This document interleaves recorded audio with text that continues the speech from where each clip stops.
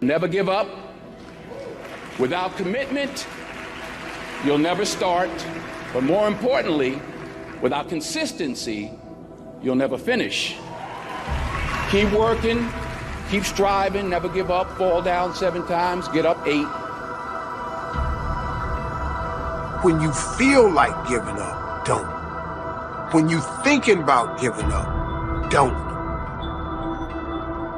When they tell you you can't, come on, man, who are they? When they tell you you're not gonna make it, don't believe them, man.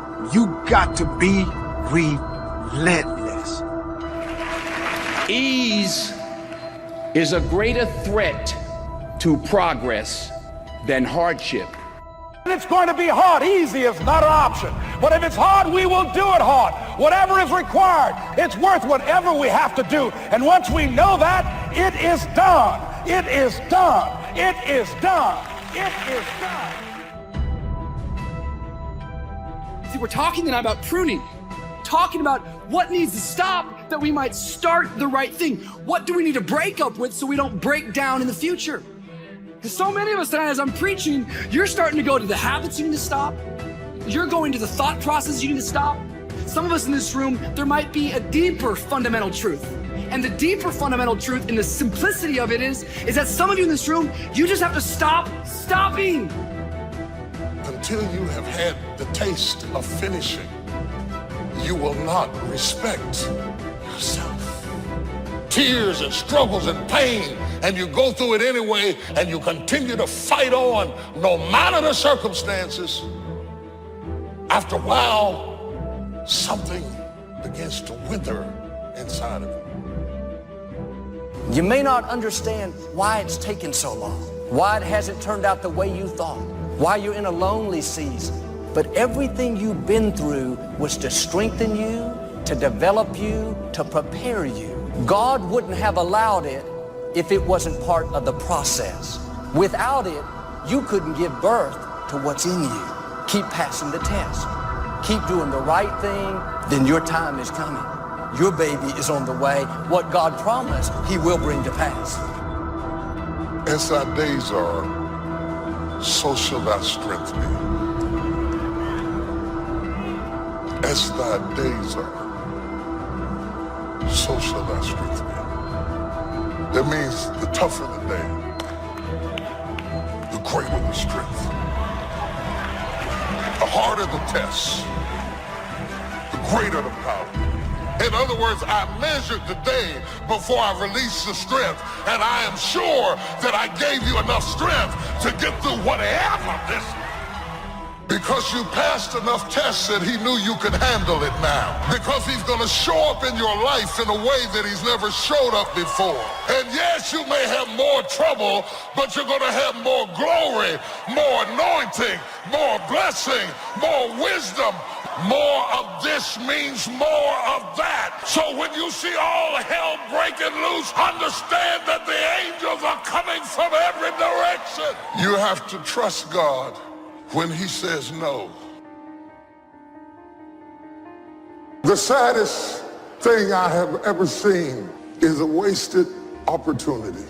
I've seen people misunderstand the opportunity, pollute it with arrogance or self-aggrandizement, and lose the opportunity. That most people get caught up in the distractions of life. Look around and praise God, because whatever you've done is only the tip of the iceberg possible for you. Yes. Look back, thank God. Look around and praise God for all the possibilities, all the things that's looking at you, waiting for you to take advantage of. Expand your vision for what's possible for you. To decide that your circumstances are not going to define you. Make a decision. This is a pivot point.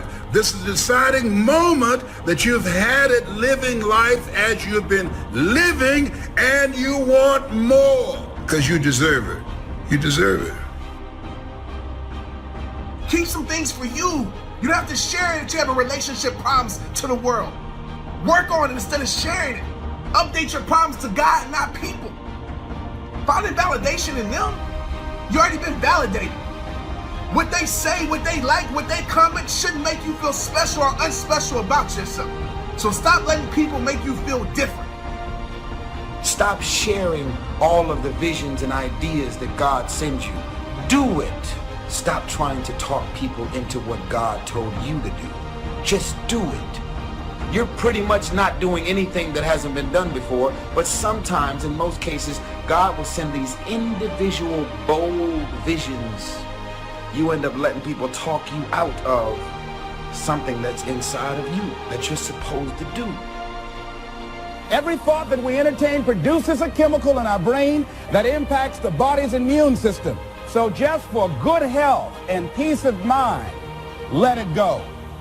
Any feeling of resentment or anger or hatred is called to me the load of bitterness within.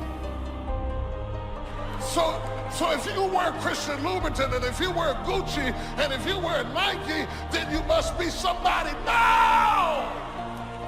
You cannot have a possession-based understanding of who you are. Give me that job that'll make me important. If you weren't important before you got it, you won't be important after you get it. One way God vindicates you is He promotes you in the presence of your enemies. He doesn't do it in private, but in public, so that those that left you out, they will see you promoted, honored, in a position of greater influence. All of you hanging out with all these random people and you gifted and talented, they cannot contribute to your ultimate level of success that you're on your way to. They can't inspire you to go to that next level because they're not even on your same level of thinking. Greatness is not popularity. It's not how many Twitter followers you have. If you get busy worrying about does everybody know how good I am and how great I am, you'll sacrifice your greatness for popularity. Greatness just does what it does, and people discover the greatness. They see it in you. We must set up our inner boundaries, or our thoughts will be confused.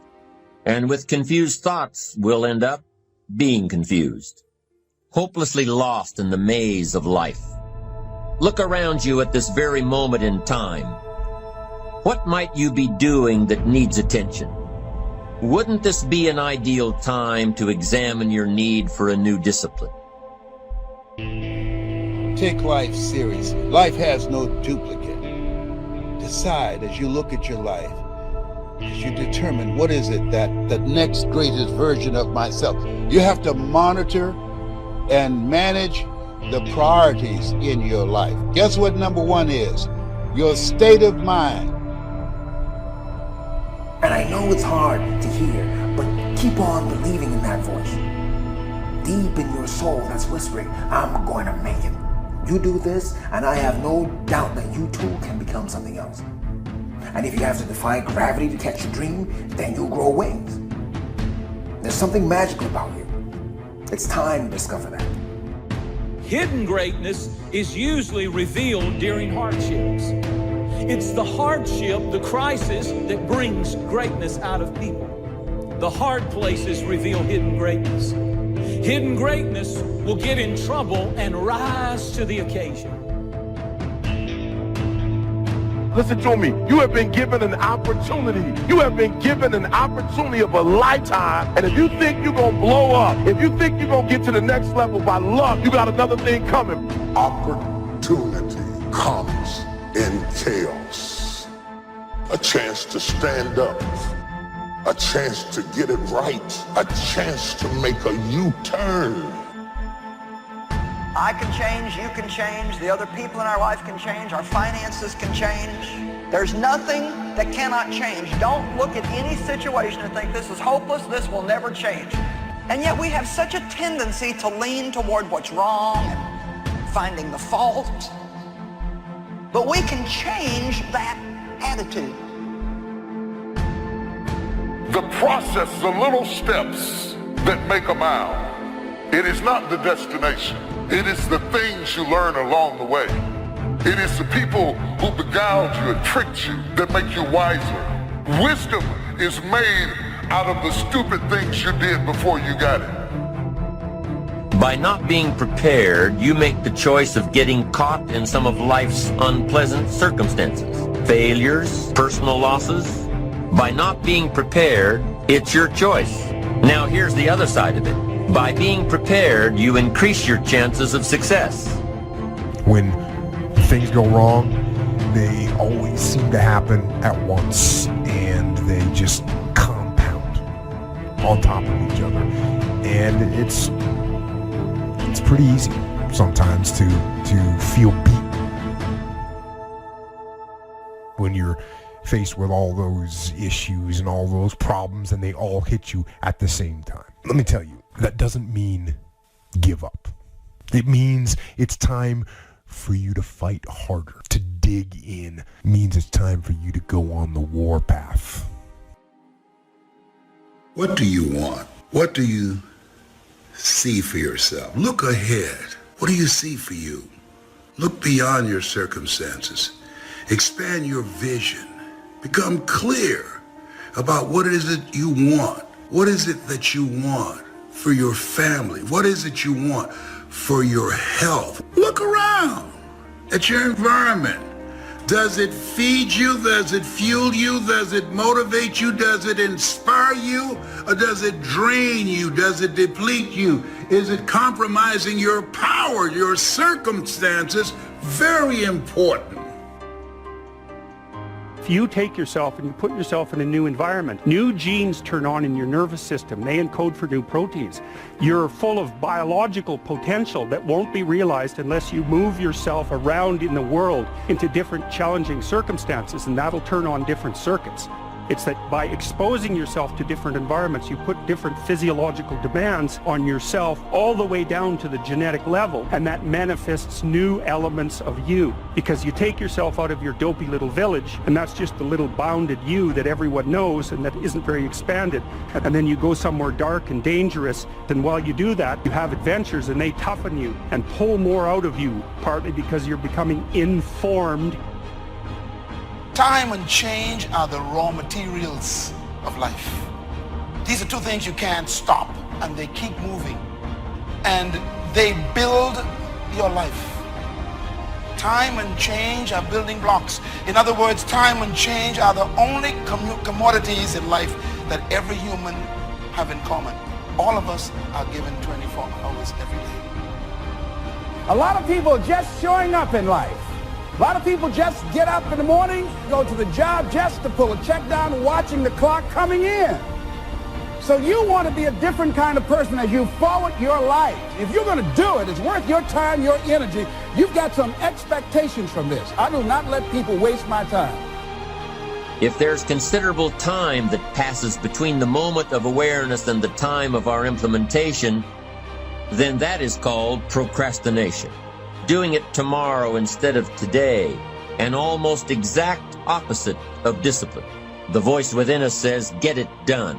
Discipline then says, do it now, tomorrow, and always, until finally, the worthy deed becomes instinctive.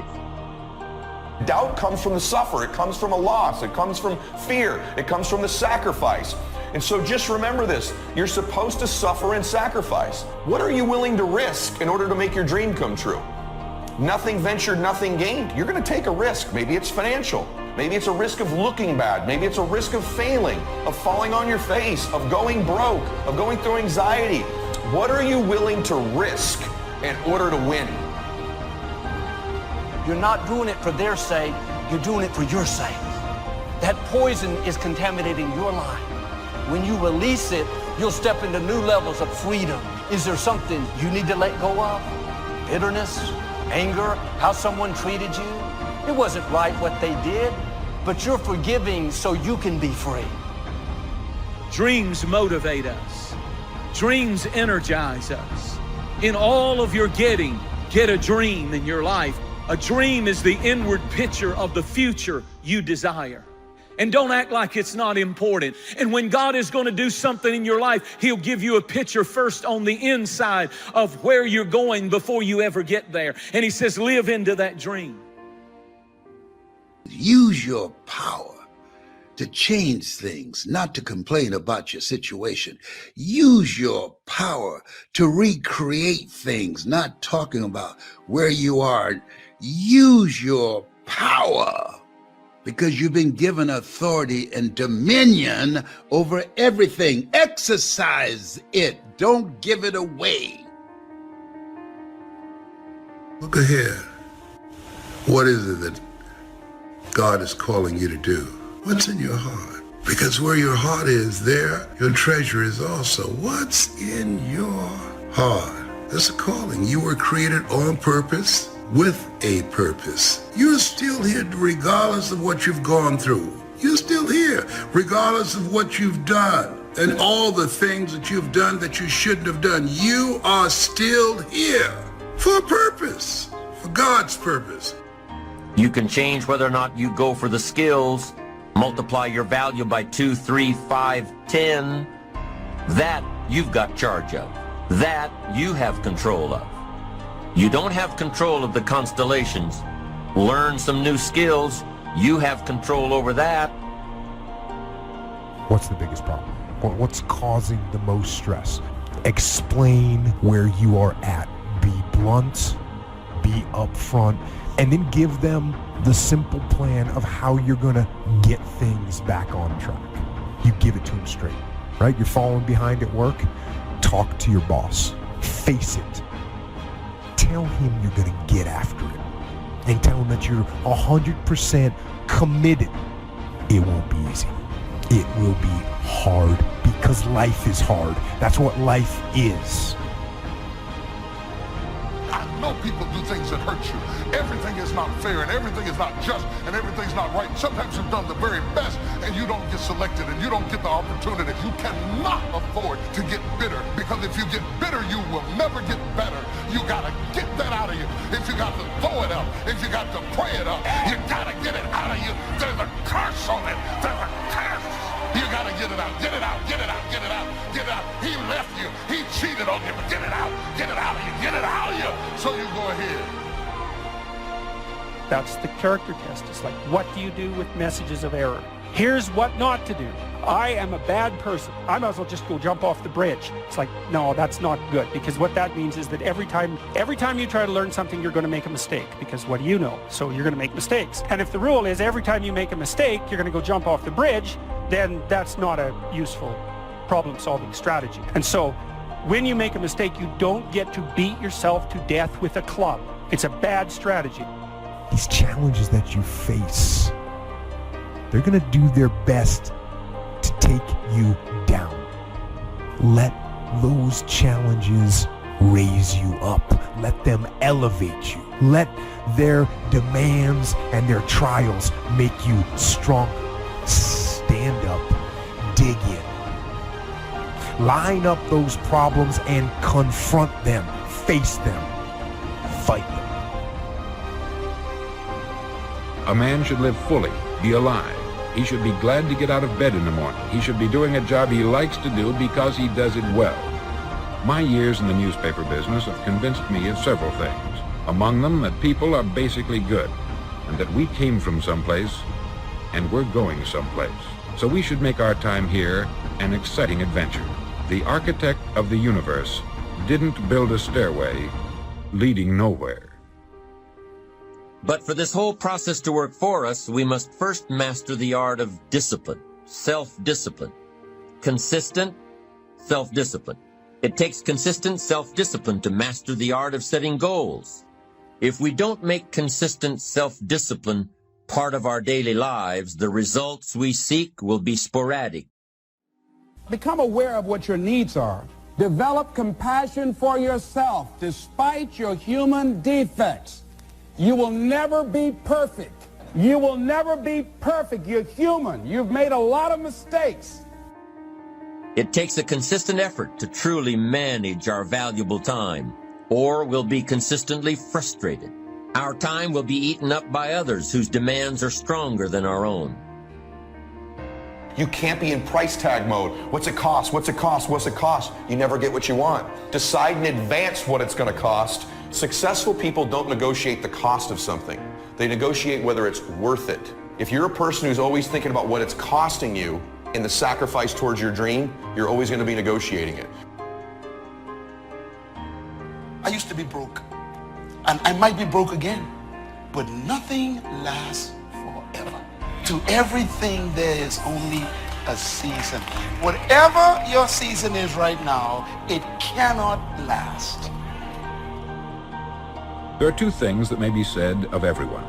Each of us wants something, and each of us is afraid of something. Perhaps you'd like to double your income or make a specific amount of money.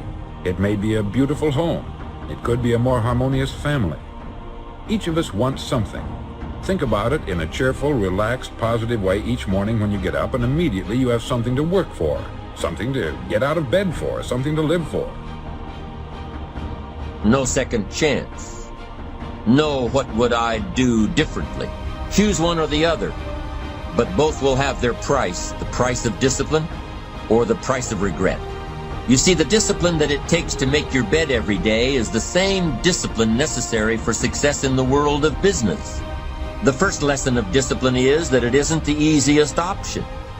The second lesson of discipline is that it's a full-time activity. If you keep hanging out with negative people, it's going to infect you with fear. Stop filling your mind with negative words from television, internet, social media.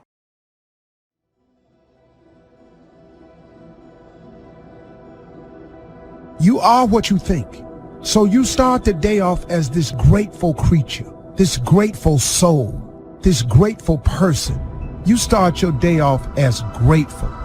And it just spirals throughout your day, and it puts you in a great mood. Try it. I truly believe that thoughts are the greatest vehicle to change power and success in the world. Everything begins with thoughts. Who is renting space in your mind? Who are you giving your thought life access to? I mean, why in the world would we be talking about what we might be thinking about? Because nobody really realizes this, but the mind is the battleground. You know, whatever you think about in abundance is most likely what you're going to see in your life. And there are all types of things battling for your thoughts. Because as a man thinketh, then in his heart so is he. The progression is affect your thinking first, and then get it in your heart, and then you become that. And I'll start it off with your thinking. You're in fear. Well, what you're thinking about. You're angry. Then what you're thinking about. You're depressed. Well, what you're thinking about. Peace or worry can be a result of what you've been thinking about, what you've been giving your attention to, what you've been considering. It's hard to defend yourself when the murmuring of the voice of accusation is stronger on the inside than the voice of all the critics on the outside. Guilt is not just about what others are saying about you. It is what you are saying about yourself. It is the condemnation that comes upon you. It is the struggle that lives down inside of you that you say, what was I thinking? Have you ever looked back at something and you just wonder, what was I on to do that? What happened? Did somebody put something in my coat? What happened that I went that far? See, this one of the things that we do with guilt, because it is such a heavy burden to carry. It's a heavy burden because it can only exist in places where you care. So it becomes a heavy burden to carry. So what we do is we change the narrative of what happened to make the memory more palatable. We block out the parts we are ashamed of, and we remember how people responded to us without remembering how we elicited or initiated the response. Selective amnesia. And so this story that we tell ourselves about what happened causes a certain toxicity to the soul that stops us from getting what God would give us, because God will only fall on truth. And you have told yourself a lie so long that you can't be delivered because you can't admit the truth.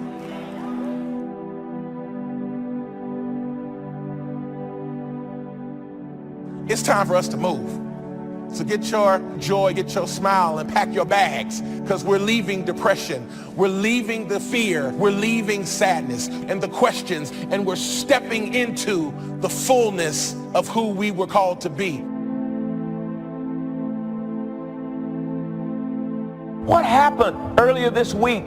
And it only took 15 minutes, but you can't get it out of your thought life, and it's shaping you. It's messing up your access to wisdom, and it's hindering your happiness and your joy, and you can't live the life that God wants you to live because you're occupied with the last thing that you've been thinking about, and it's become abundant in your mindset.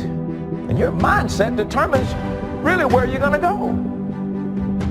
And you got to be careful, and it's a real thin line between what you're going through emotionally and what's happening spiritually. And sometimes you're thinking something wrong between you and God, and it's just an emotional mindset that's been created by how much attention you've given a thing. You're still making progress, but you might not feel like it because you've given attention to that other thing. You still heal, but you might not feel like it because you've given too much attention to the negative part of it. The one way to coach your mind from depression is with gratitude. Just start writing down everything you have to be grateful for. Whatever it is. Your health, you can walk, you have a car, may not be the one you want. I ate today, I have a place to live, I got a friend that I can call and share my troubles with, and just be real detailed with it. You would be stunned how long you'll be writing. Now let me tell you what happens. Gratitude erases all negativity because there's no room now for negativity. It's not a magic trick. Joy and depression cannot reside in the same space. Those two things cannot exist at the same time.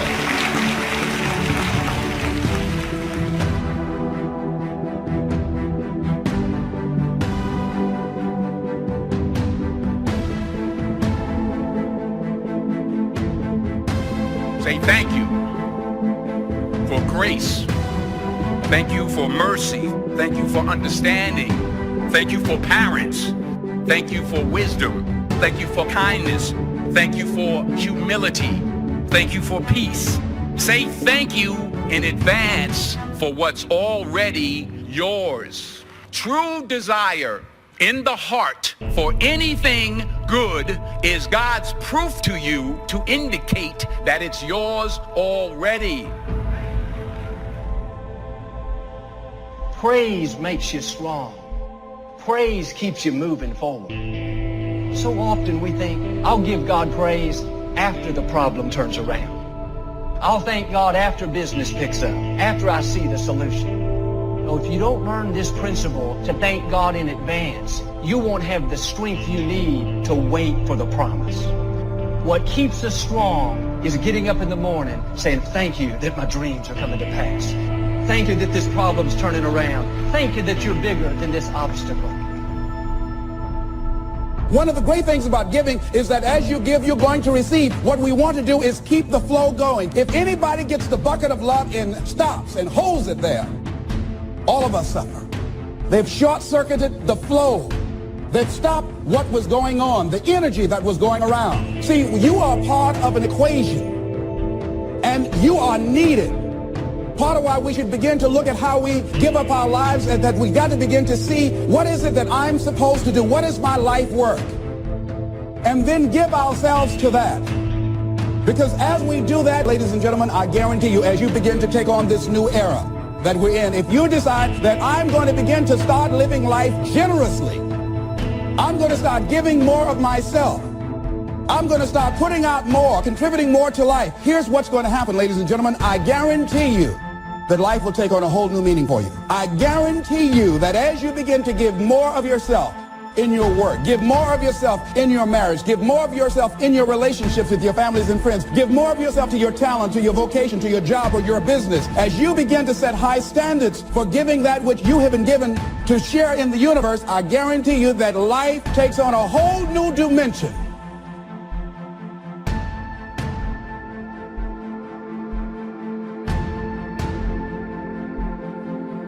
Life is worthwhile if you learn.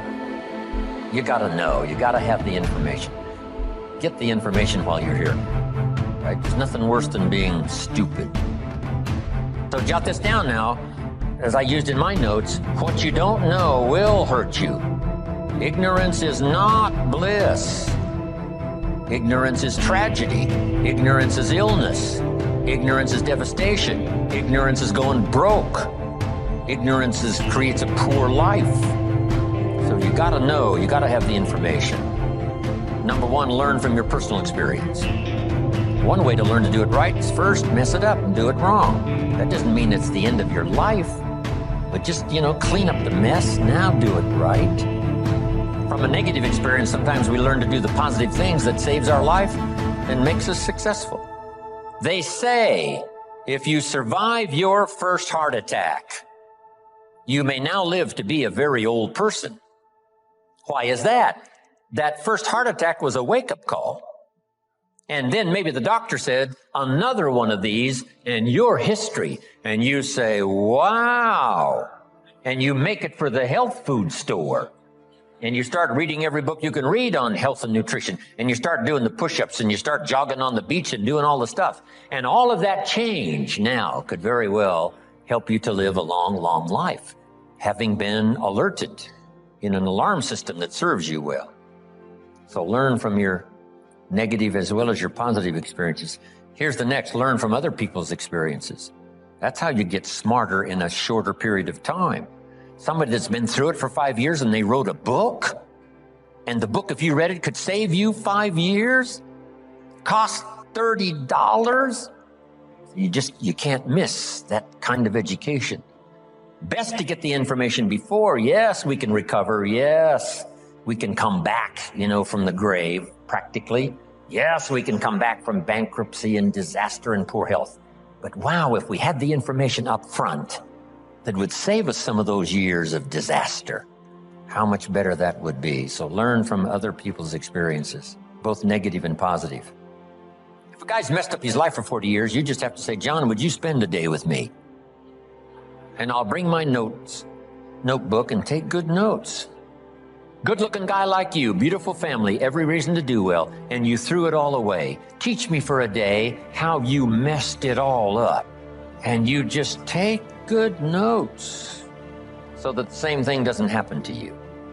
So learn from your experience, learn from other people's experiences. If you learn, life is worthwhile. Here's the second if. If you try, you gotta now try something from what you've learned. We've talked about that now earlier. Take action. You never know. My father said you never know until you try. Giving speeches and doing talks. Age 25, I stand up to give my first little training. My mind sat back down. I open my mouth and nothing comes out. My knees are knocking like this. The sweat is pouring. It's called terror, in case you haven't tried it, right? But I got through it somehow. It was so bad, if I hadn't have been doing the class, I'd have gone home, right? It was bad, but I got through it. And then I did it again. I didn't know if I should even try again. But sure enough, I had the kind of mentor and the kind of teacher who said, hey, that's nothing. What if you go up to bat and you strike out? Does that mean it's over? I said, no, it's not over. It's just over for one time up at bat. Then another time and another time. Pretty soon you connect. And pretty soon you get good enough to do well. And then pretty soon you get good enough to win the game. And then pretty soon you get good enough to take home the trophy. So you just keep trying. The third if that makes life worthwhile is if you stay. You got to hang in there. Some people plant in the spring and leave in the summer. When it gets a little hot and a little uncomfortable, and it looks like the weeds are winning, and it looks like the bugs are having a feast, and you have a tendency to say, hey, I've had it with this. But the key is, if you want the harvest in the fall at harvest time, you've got to stay through the summer. Even if the harvest doesn't turn out to be good, you just see it through and then use that experience to do better planting in the spring come the next turnaround of seasons. So stay in there. If you're going to play the game, you got to stay until it's over. What if the team was, you were on the team and you guys were behind and you said, hey, we're so far behind, we're out of here. And you all walked off the court, right? We would run you out of town, probably. We wouldn't own you as the home team. Say, I'm behind, so I'm out of here. No, you stay until what? It's over. We're not talking about a lifetime now. We're just talking about this game. If you're in it, stay till it's over. If you sign up for the game, you don't have to go to every game. But the one you sign up, you stay, right? You don't have to do everything every time, but when you start it, see it through. See the seasons through. Then you don't have to plant anymore if you don't want to. But when you do sign up, go the distance. Life is worthwhile if you stay. Hang in there. Next, life is worthwhile if you care. And for my little talk for the service clubs, here's how I wound it up. If you care at all, you'll get some results. If you care enough, you can get extraordinary results. If you just care at all, you'll get some. But if you really cultivate your caring character and care enough, you can have such extraordinary returns from productivity, activity, things you're doing underway. Have something good to say. Here's the next one. Now we must learn to say it well. Once you've got something, now you can't mumble, right? It's got to be clear, or no matter how good the message is that you've got to deliver, how good the instructions, how good the ideas, no matter how good they are, if you don't deliver them well, now the power is lost and the opportunity is lost. So number one is to have something good to say, and number two is to say it well. Here's what'll help you to say it well. Make this list. Number one, sincerity. If a message is delivered with sincerity, see, that makes all the difference.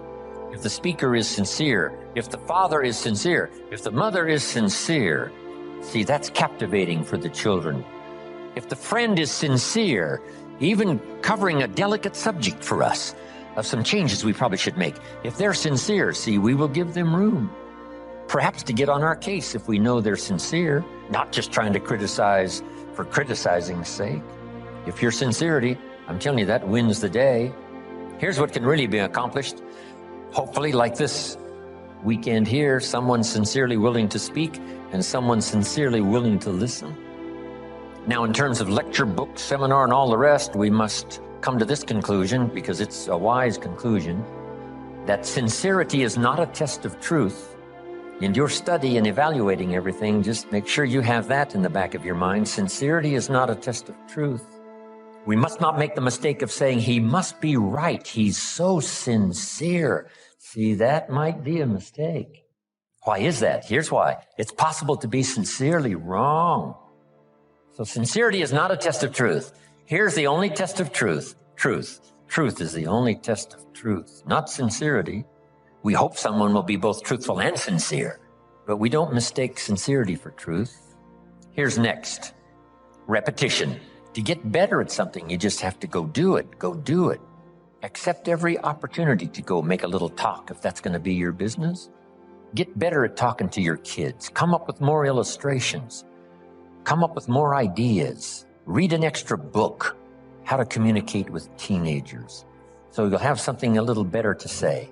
And then just practice it. Get good at it. Get better at it.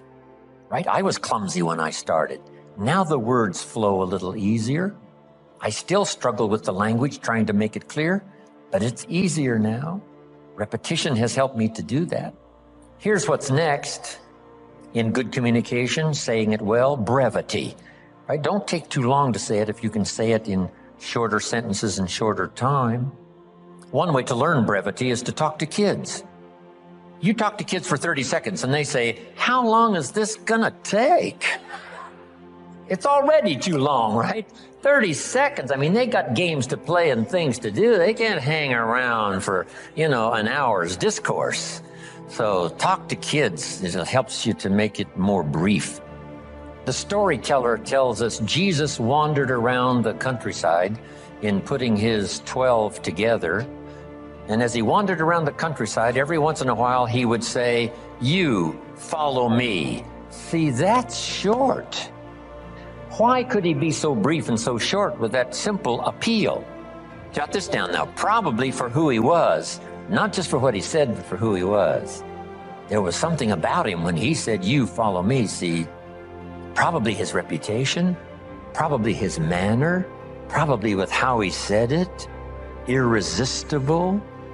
So here's what's powerful, and you can talk less and even be more effective in this personal development area. The stronger you become and the wiser you become, the more caring you become, it shows in your language and your manner. The texture of your communication changes and reaches where it couldn't reach before. It strikes the heart where it didn't strike before. That's the key here. Next, style.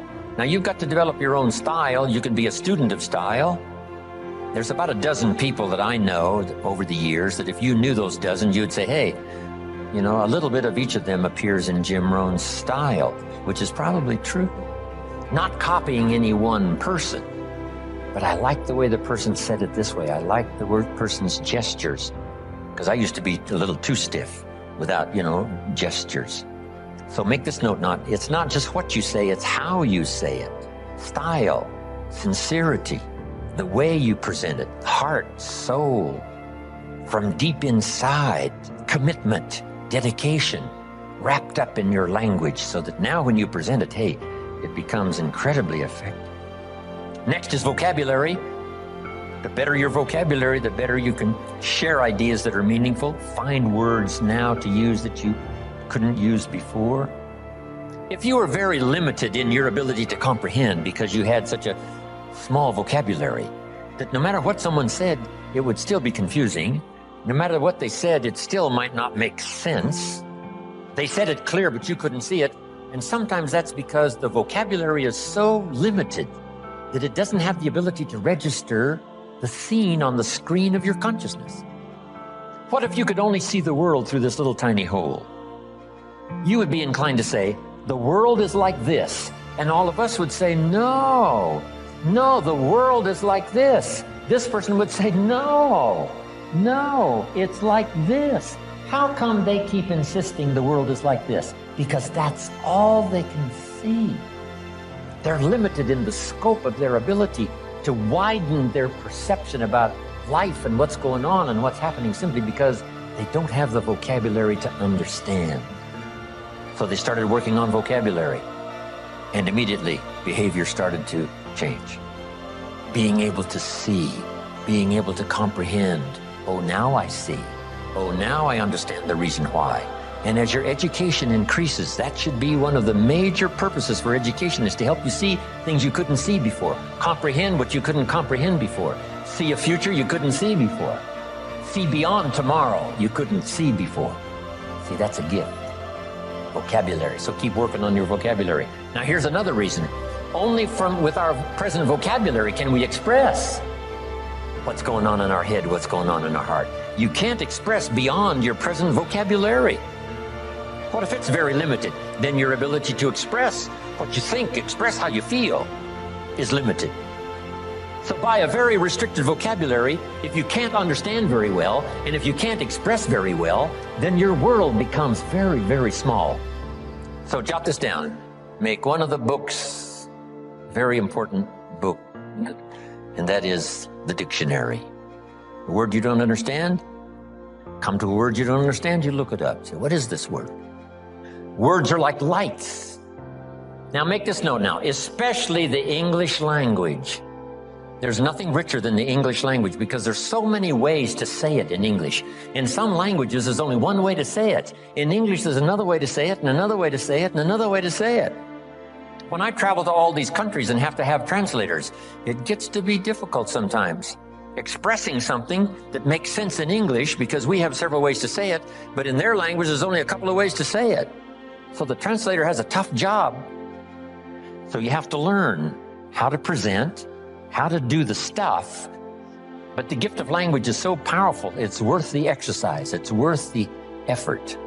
Vocabulary, brevity, style, repetition, sincerity, saying it well. Here's another one on saying it well. Don't fail to say it. You need the practice. Practice everywhere. If you're going to give someone a gift and send a little card, practice making this little card something they'll keep and remember for the rest of their lives. Not ordinary, extraordinary. Not like everyone else, different than everyone else. It's the practice of using your gift of saying things another way until a light turns on, another way that expresses something heartfelt that the standard ordinary language wouldn't express, couldn't reach, couldn't paint these mental pictures. It's okay to give flowers, but don't let flowers do all your talking. Flowers have a limited vocabulary. Guess what flowers say? You remembered. That's about all they say. Flowers don't say, nobody in this world affects me like you do. Love. See, flowers talk, but they don't say that. That you got to put in the little card. Nobody in this world affects me like you do. Love, and then you sign it. And see, long after the flowers are gone, somebody's going to keep the words. The words are more powerful than the flowers. So don't let flowers do all your talking. See if you can't choose the words that are meaningful, words that are unique. And the more you do this, practicing every little occasion to say something well, whether it's a little talk to the family gathering, or whether it's training, or whether it's inspiring, or a little class on Sunday morning, whatever it is, keep improving, find a new way to say it, a new illustration, a new story. You'll get better. The gift will belong to you, and the effect could be electrifying. Don't fail to say it. Here's an expression we've heard. Words are no substitute for action. That's true. Let me give you another one. Action is no substitute for words. It's okay to do, but you've also got to say. Express it, as clumsy as it might be to start. Start a better program of better communication, saying it better. Here's the next one now that's really challenging, but it really works, and that is read your audience.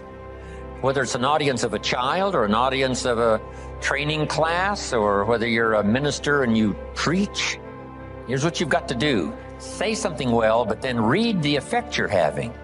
If you're talking to a child, should you really pour it on, or should you hesitate? Should you save this for another time or do it now?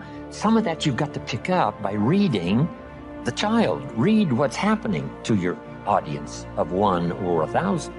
This is a challenge, but it'll help you in framing better the words you need to say and the style you need to use. Now, in reading, there's 3 things. Jot these down. 3 things in reading your audience. First, you read what you see. Salespeople soon learn. If the customer's got his arms folded and his chin tucked down and he's frowning, this one ain't gonna be easy. Right? This one's gonna take all my skill to get his arms unfolded, make him a little more comfortable, get that frown off of his face. What can I do? I got to reach in my bag for some good stuff, right? To see if I can't sort of change the situation. And what causes us now to do those amendments in our presentation? It's reading someone's body language, right? What's happening? Here's the next one. You've got to read what you hear. If it's a two-way conversation, you've got to listen as well as talk. Mama said 2 ears, 1 mouth. Listen twice as much as you talk, at least, maybe more. Listen so that you can now know how to proceed. Especially if you're talking to a child, you listen so that you know how to proceed. And by listening, you pick that up. Here's the next one. You got to pick up the emotional signals, how you feel, whether you're coming on too strong, whether you should be stronger or easier this time. That's an art in reading. First, what you see. Second, what you hear. Third, read how you feel. Now, this is where women really have it made, being able to feel, sense. And they pick it up. Men can learn better on how to pick up these emotional signals, but women seem to have it. Because there's no use going on and on if the signal should have told you, wow, this is not the time. This is too strong. Picking up not only what you see and what you hear, but what you feel. Now, here's the last one. To achieve good communication, something good to say, saying it well, reading your audience. Here's the last one, intensity. Intensity is the emotional part of communication. Communication is both words and emotion. Here's what's really powerful. Words loaded with emotion. See, that's what's unbelievably powerful. It can move nations. It can help people change directions. It can establish an ideology, for good or for bad. Look at Hitler and his ability to preach. Look at Stalin and his ability to preach. Lenin, as wrong as they were, they believed it with all of their heart. Disastrous results, but they put everything they had into it. The emotional content was unbelievable, powerful. Yes, in an evil direction, but it can also be used for a good direction. This intensity, strength, power, emotion. Now here's the craft, and conversation is a craft. Don't get lazy in learning this craft, because it'll serve you so well at home, it'll serve you so well in the marketplace, it'll serve you so well in your career and making your fortune. This craft of communication. Here's the combination. Well-chosen words mixed with measured emotion. Not only do the words have to be well chosen, the emotion has to be well measured.